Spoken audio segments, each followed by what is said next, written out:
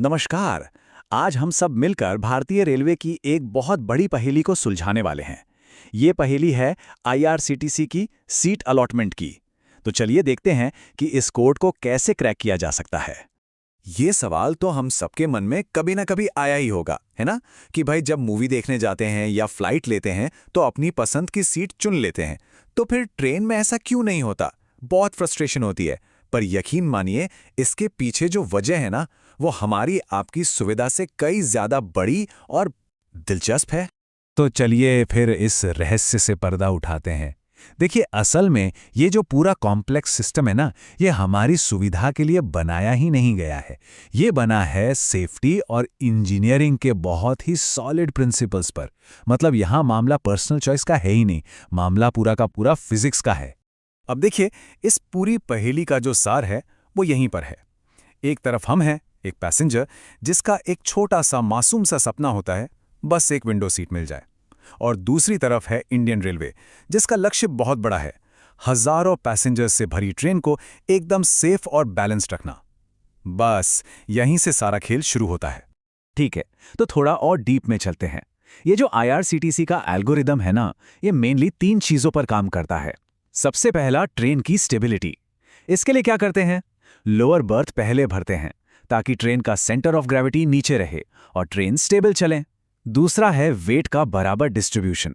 मतलब पैसेंजर्स को सभी कोच में इस तरह से बिठाया जाता है कि किसी एक कोच पर ज्यादा वजन ना पड़े। इससे वाइब्रेशन कम होता है और ट्रेन के पटरी से उतरने का खतरा भी कम हो जाता है। और तीसरा, जो बहुत जरूरी है, वो है पैसेंजर प्रोफाइलिंग। इसमें उम्र, जेंडर और किसी की फिजिकल कंडीशन के हिसाब से सीट दी जाती है। तो अब जब हम इसके पीछे की साइंस समझ गए हैं, तो अब आते हैं असली खेल पर। चलिए देखते हैं कि हम लोगों के लिए बुकिंग खुलने से पहले सीटों का बंटवारा कैसे हो जाता है। और ये जानकर आप सच में हैरान हो जाएंगे। चलिए इसको एक एग्जाम्पल से समझते हैं। मान लीजिए एक 16 कोच की ट्रेन है। इसमें टोटल सीटें हैं करीब करीब 1022। अब जरा यहां ध्यान दीजिए, बुकिंग शुरू होने से पहले ही इसमें से 212 सीटें सीधा तत्काल कोटे में चली जाती हैं। मतलब क्या हुआ? मतलब ये कि हम जैसे आम लोगों की बुकिंग के लिए बचती हैं सिर्फ 810 सीटें। और कहानी यहीं खत्म नहीं होती। स्लीपर क्लास का केस तो और भी मजेदार है। इस चार्ट को देखिए, सब क्लियर हो जाएगा। स्लीपर क्लास में मान लीजिए 720 सीटें हैं। उसमें से 144 तो तत्काल में गई, फिर 58 सीटें गईं आरएसी में, जिसमें कम से कम बैठने की जगह तो मिल जाती है। 58 सीटें और गईं पूल्ड कोटा में। ये उन लोगों के लिए हैं जो बीच के स्टेशनों से चढ़ते उतरते हैं। और हाँ, 20 सीटें लेडीज कोटा के लिए भी हैं। तो 720 में से बचा कितना? जनरल कोटे के लिए सिर्फ 440 सीटें। सोचिए। तो इस पूरी बात का निचोड़ क्या है? निचोड़ ये है कि जब हम ऑनलाइन अवेलेबल सीट्स देखते हैं ना, तो वो असल में कुल सीटों का वो बचा खुचा हिस्सा होता है जो इतने सारे कोटा कटने के बाद बचता है। मतलब हमारे लिए जो सीटों का पूल है, वो बुकिंग शुरू होने से पहले ही बहुत बहुत छोटा हो चुका होता है। तो सवाल ये है कि भाई उन बची हुई सीटों का क्या होता है? अब जब हमें ये पता चल गया है कि सीटें पहले ही कैसे बढ़ जाती हैं, तो अब देखते हैं कि बुकिंग शुरू होने के बाद ये सिस्टम अलग अलग तरह के पैसेंजर्स को प्रायोरिटी कैसे देता है। क्योंकि ये सिर्फ सीट देने का मामला नहीं है, ये सही इंसान को सही सीट देने का मामला है। जैसे मान लीजिए कोई फैमिली या दोस्तों का ग्रुप टिकट बुक कर रहा है, तो सिस्टम की पहली कोशिश क्या होगी कि सबको एक ही केबिन में सीट दे दे। अगर वो पॉसिबल नहीं हुआ तो कोशिश करेगा कि चलो कम से कम एक ही कोच में तो सब साथ रहें। और जब बिल्कुल ही कोई ऑप्शन नहीं बचता, तब जाकर अलग अलग कोच में सीटें मिलती हैं। मतलब सबको साथ रखना किसी की विंडो सीट की पसंद से ज्यादा जरूरी है सिस्टम के लिए।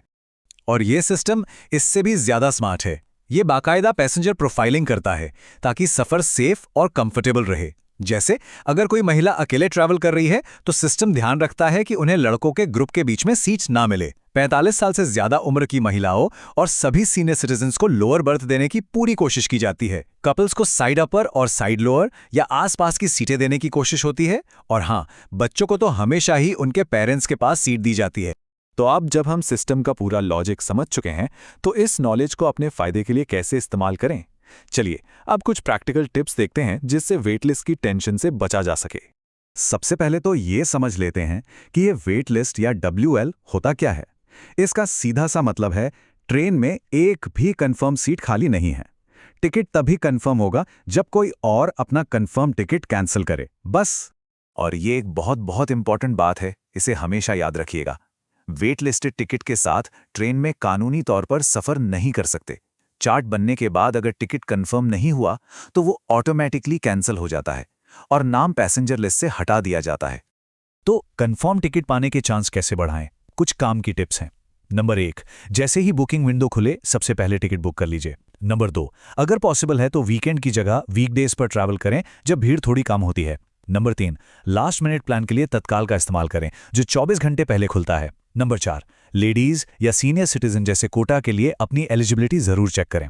5वां, विकल्प स्कीम को जरूर चुनें, इससे उसी रूट की किसी दूसरी ट्रेन में सीट मिल सकती है। और आखिरी, अपना पीएनआर स्टेटस रेगुलरली चेक करते रहिए क्योंकि लोग टिकट कैंसिल भी बहुत करते हैं।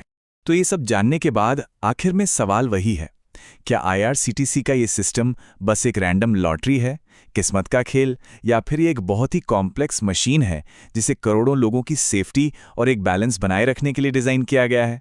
शायद इसका जवाब इन दोनों के कहीं बीच में ही है। सोचने वाली बात है ना?